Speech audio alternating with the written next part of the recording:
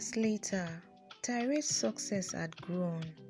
She had become the best in her line of business, and everyone was talking about OF's fashion.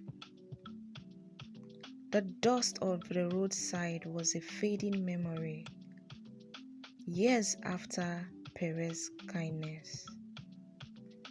She had 3 busy stores, a college degree, and a beautiful home. She was a success story. But the gold was looking dull. Tarere used to love cotton fabrics. Now she only cashed checks. She spent her days managing money, solving fights between her staffs, and answering to bankers.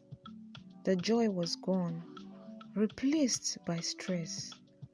Her happiness rested with Pere and his wife Jane. They were married and waiting for their first child. Pere still guided Tarere, but his focus was shifting. He was busy protecting his wife and running his own massive company. And as always, success brought trouble. Distant family members she had never met started calling, asking for money. Old acquaintances who ignored her when she was selling onions now showed up demanding jobs. Tarere had to build walls to protect her peace. Abby's Design. This was another fashion house owned by a lady called Abby. The biggest threat arrived, not with a shout, but with a cold whisper. Abby was very famous. She saw Tarere as small competition to crush. First, Abby stole Tarere's best tailors with huge offers. Then Abby's Design copied Tarere's clothing style, but they used cheap, bad fabrics. The worst part was the lies. Abby started stories online saying Tarere was mean to her workers and used bad materials. This was a direct attack on Tarere's honest heart. Pere wanted to fight like a warrior. He told Tarere to hire lawyers and spend millions to fight back. He even heard that Ibiware, an enemy from his business past, was now secretly helping Abby.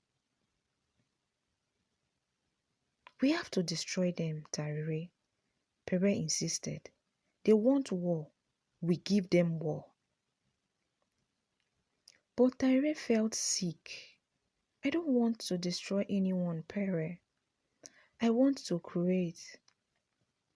If I fight them with lies and tricks, I become just like Abby. What was the point of your help then?" The strain on love and friendship. This fight caused the first crack in their beautiful bond. Pere felt he had to save her, believing Tarere was too soft for the business world. He tried to force his decision on her. "You are protected now, Tarere. Use my power as your shield," he demanded. Tarere pushed back. Jane watched them argue. She was the one who calmed the storm. She told her husband, Pere, "Tarere is a grown-up woman. She needs a friend, not a rescuer. Trust her talent." Then Jane sat with Tarere. "The numbers are not your power, my dear. Your power is your creativity. Abby wants you to compromise your quality and your heart. That's how she wins." Jane's wise words hit Tarere hard. A terrible question rose in her heart. Am I really talented? or just lucky because of Pere's money. The fear of being a fake boss was painful. The worry, the numbers, and the advice from her friend and brother's wife, Jane, forced Tarere to run. She drove to her old neighborhood and walked to her sidewalk spot. She found a young girl there, selling tomatoes, crying silently just as Tarere had once cried. Tarere bought all the tomatoes. Then, looking into the girl's sad eyes, she asked the same question Pere had asked her years ago. "I want to help you. What is your biggest dream?" In that moment, everything became clear to Tarere. This was the true meaning of OYINEMI'S fashion. Her purpose was not to get rich, but to use her success to shine a light for others. The next day, Tarere stepped back from the chaos. She handed over the money and staff problems to her best manager. She went into her quiet studio and sat at her old cutting table. "No more mass production," she said to her team. "We will create the legacy line. The new clothes would be few but perfect. They would be made with local, honest fabrics and sewn with true love." Tarere picked up her pencil. The sound of her creativity was the sweetest sound in the world. Honest wins. Tarere launched the legacy line. Quietly, on the same day as AB's huge expensive show. She didn't buy a big venue. She used her own beautiful store. Pere and his wife Jane and a few close friends stood by her. Tarere spoke. She didn't talk about profit or sales.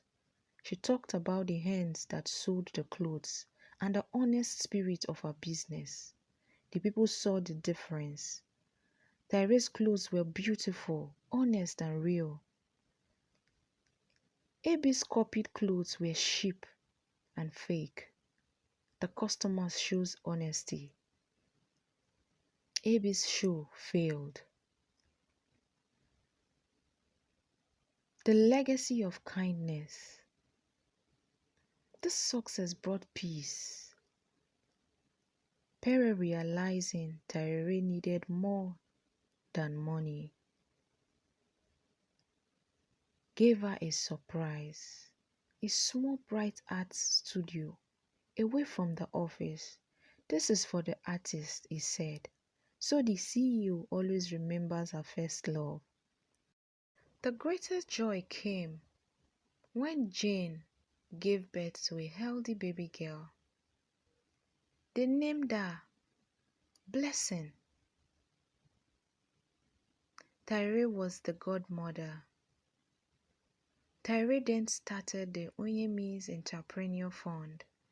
She used her money to help young people who needed a simple push in life, just like she had been helped.